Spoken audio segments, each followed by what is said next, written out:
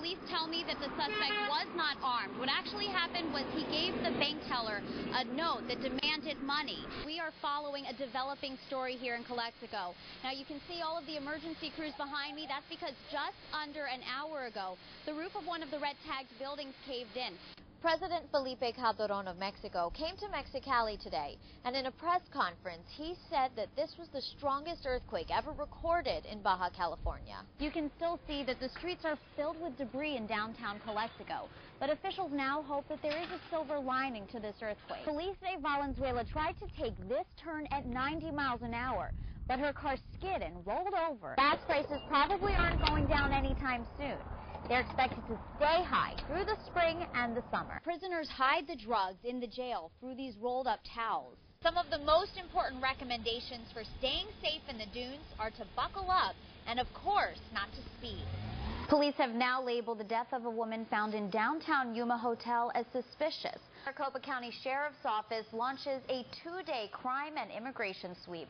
Sheriff Joe Arpaio had authorities focus on drop houses, drug violators, and human smuggling vehicles. There proved to be quite the talker at the 18th annual Midnight at the Oasis event. Organizers canceled the car show this morning, and 100 law enforcement members gathered today learning top skills to track fugitives making their way in and out of the U.S. Marie and I were just talking. We were a little bit worried that the sunshine had already disappeared, but not yet. Putting us at ease. Sunday's earthquake completely destroyed about 100 homes in Ejido, Oaxaca. Andres Viejas Osuna's home is in ruins after the temblor. He's still stunned and says the damage happened fast. Well, look, the house is completely collapsed. The water got in it, and it started coming out from the dirt. You can't really live in them. There's a lot of damage. Some are about to collapse. Even some homes that look like they made it are ruined. Give us options so we can do something. We can't lose what little we have. Cracks like this one underneath me run right under homes, sinking them or even throwing them off their foundation. You get inside of our home and it feels like it moves. I thought the earth was going to open up and swallow me whole. I thought the earth was going to end at that moment. The community is devastated. Water is coming up from the ground and flooding homes. Streets are cracked and barely even passable. The shock has yet to wear off. But while not everyone in this community has their homes, at least they all survived. It is really devastating when you look at this area and there's no action. We need businesses open. That's the reaction of Governor Schwarzenegger after seeing downtown Calexico. He was briefed by city and county officials on what his office can do to help. This will cut through the red tape and free up additional state resources. The governor's office sent crews from California Emergency Management Agency to help the Imperial Valley. Most recently, Schwarzenegger issued an executive order. We will waive replacement fees for critical documents that may have been lost because of the earthquake. We will waive fees for the owners of damaged mobile homes, which require additional inspections by the state.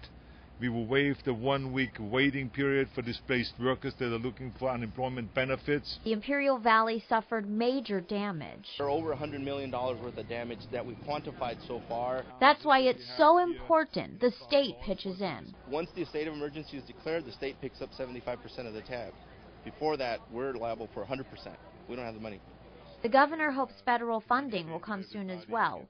Once assessors know just how much the damage costs, Governor Schwarzenegger says he'll request a presidential disaster declaration. That will bring in money from the federal government. We will work together to rebuild the businesses and the homes and the office buildings and the lives of everybody. But there's also a strong will and determination from those affected the most. We will rebuild. Some of the structures is damaged, but not our hope. It was never a goal for Yolanda Cota to make her kids #1 in the country. She just wanted to teach.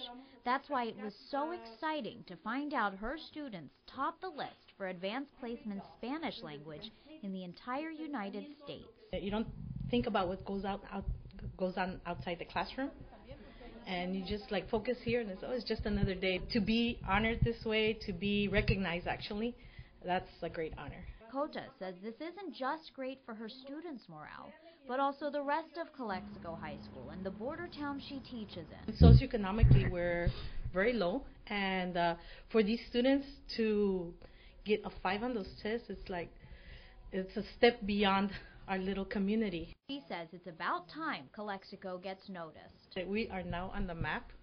Other schools look at us. It's an exciting adventure for students as well, like Jessica Acosta, who got the highest score possible. Well, sometimes I didn't even sleep to make all work, because it's really tough. I got really proud of it. And Acosta forewarns not to judge, and that just because these students live on the border doesn't necessarily give them an advantage. There's the common Spanish, and there's the formal one, and that's the tough one that we learn here. Both Acosta and her beloved teacher say they do so well because they are a family.